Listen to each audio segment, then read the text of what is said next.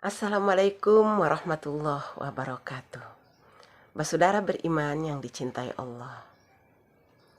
Pela dan gandong adalah sebuah tradisi yang lahir dari orang Maluku.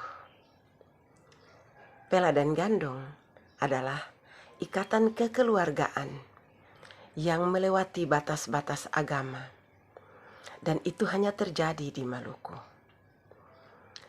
Pela dan gandong ini merupakan local wisdom, kearifan lokal, atau lokal intelijensia, kecerdasan setempat. Karena pela dan gandong diikrarkan oleh para leluhur beratus-ratus tahun yang lalu. Maka para leluhur orang Maluku itu sudah cerdas. Mereka melakukan sebuah perjanjian bahwa mereka merasa senasib dan seperjuangan. Gandong mengikat dua negeri yang berbeda agama.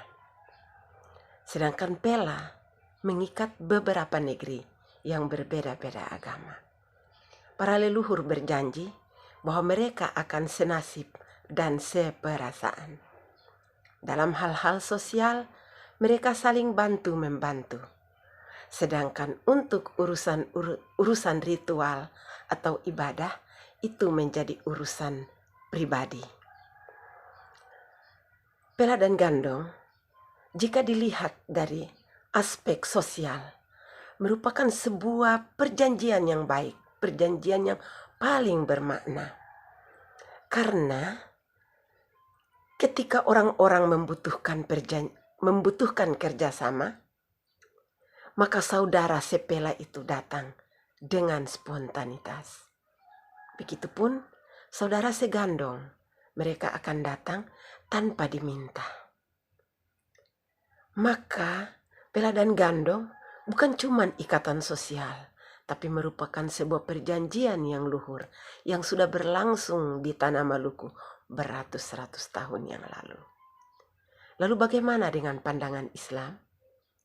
Dalam pandangan Islam, untuk urusan-urusan sosial itu menjadi tanggung jawab kita. Yang penting urusan-urusan itu tidak mengganggu urusan-urusan keimanan. Mengapa? Karena Islam menjamin kebebasan beragama. Islam menjamin bahwa setiap orang memiliki kebebasan untuk berserikat dan hidup bersosial. Jadi tidak ada pemaksaan dalam hal-hal agama. Maka ada yang bertanya, kenapa sih Allah tidak menjadikan kita itu satu saja, Islam saja, biar semuanya enak? Atau kenapa Allah tidak menjadikan kita itu satu agama saja? Misalnya agama Hindu saja, Buddha saja, atau Kristen saja. Dalam Al-Quran jelas Allah menciptakan kita bersuku-suku, berbangsa-bangsa. Maka dalam Al-Quran itu menyebutkan, walau sya'a rabbuka la'amanu man fil ardi kulluhum jami'ah. Afa anta tukrihun nas hatta yakunu mu'minin. Jika seandainya Tuhanmu menghendaki, pasti dijadikan kamu itu satu saja. Tapi Allah menciptakan kamu itu berbeda-beda. Kemudian Allah menilai siapa di antara kamu yang lebih baik keimanannya. Jadi urusan-urusan Allah, urusan keimanan itu urusan kita, urusan vertikal dengan Allah. Sedangkan urusan-urusan sosial kemasyarakatan adalah urusan kita. Kita tidak bisa berjalan sendiri di muka bumi. Kita butuh tetangga, kita butuh orang lain. Maka itu membangun hubungan-hubungan silaturahim, hubungan-hubungan persaudaraan yang ada di dalam pela dan gandong, itu sudah jelas ada di dalam Al-Quran. Ya ayyuhan nas, inna khalaqnakum min zakari wa unsa, wa ja'alnakum syu'uba wa qabaila lita'arufu. Inna akramakum indallahi atqakum. Wahai sekalian manusia, kami menciptakan kamu bersuku-suku dan berbangsa-bangsa untuk saling kenal mengenal.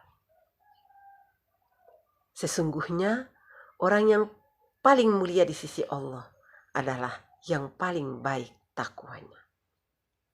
Karena itu, saudara beriman yang dicintai Allah, mari kita kuatkan keimanan kita.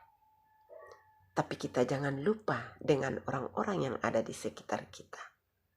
Siapapun dia, kita wajib menghormatinya.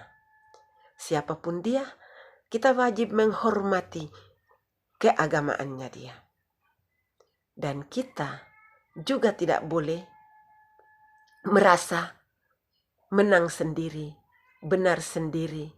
Kitalah yang lebih superior di lingkungan kita. Masih ada tetangga kita, masih ada saudara kita, masih ada orang-orang hebat lebih dari kita. Ingat, saudara, di atas langit masih ada langit. Ada orang pintar, masih banyak orang pintar. Ada orang soleh, masih banyak orang yang lebih soleh. Jika kita ini seorang sosial, masih banyak orang-orang yang berjiwa sosial. Maka itu tetap rendah hati. Walaupun akhlak kita tinggi, kita tetap rendah hati. Kita tetap menjaga hati. Demikian menjadi inspirasi. Mohon maaf kalau ada kekurangannya.